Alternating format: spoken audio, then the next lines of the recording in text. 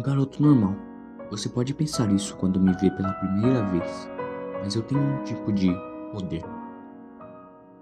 Ele me permite ver o bem e o mal nas pessoas. Alguns têm as duas e outros nenhum.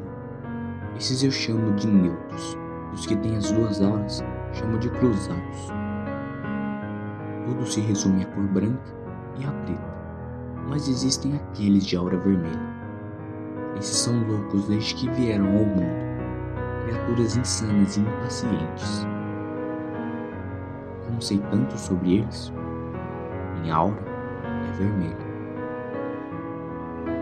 Você pode ver auras? Qual a cor da sua?